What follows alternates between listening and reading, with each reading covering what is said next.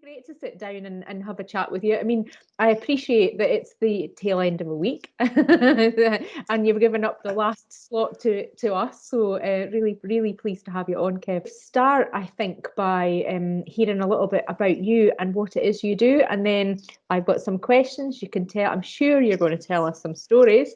And then we'll see where it goes. I'm a professional storyteller. What I kind of focus on is helping businesses to tell their client stories, so their case studies, and also help charities to tell their impact stories.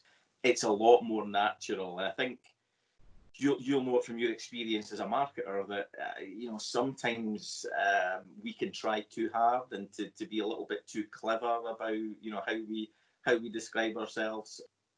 And what's the best thing about what you do? This.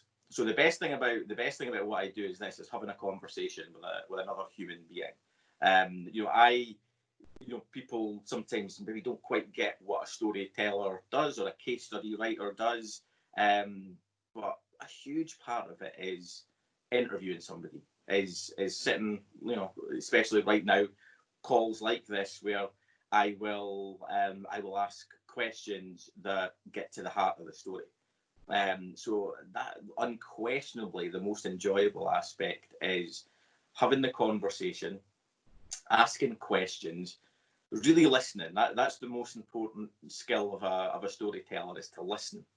Because I might have a set of questions that I have planned to share with somebody. For me, it's all about listening so that I can pick up on something and then ask a follow-up question. And sometimes the real value of the story, the heart of the story, actually comes from these follow-up questions. And again, I don't, because my stories aren't tell me why you love this company. It's their story.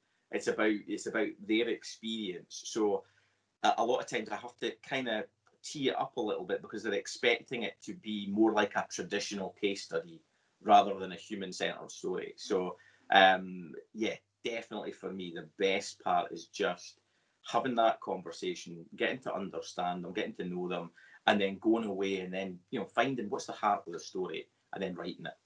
Just finishing us off then, if you've got a message for people out there about the things you've learned about yourself and from the world of work and business, what would it be? I think for me, it's march to your own drum. Right, it's march to your own drum, march to your own beat, whatever you want to call it. But I've seen too many businesses, fail because they've not listened to their own voice enough. They've been overly influenced by other people, and they've ended up getting confused. They've ended up getting kind of lost. And the biggest thing is you got to enjoy it. You got to enjoy it. And my biggest thing right now is business decisions that I make are around what's best for my happiness, what's best to help me manage my anxiety, because I know if I'm happy and worry free, that I'm the best dad, the best husband, and the best small business owner that I can possibly be.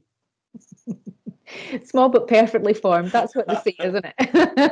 I don't know about that. The only thing that I am, the benefit of Zoom calls is that no one can really see how much of a short arse I really am. So, when I meet some of these people for the first time in person, they're going to be, wow, you looked much bigger on Zoom.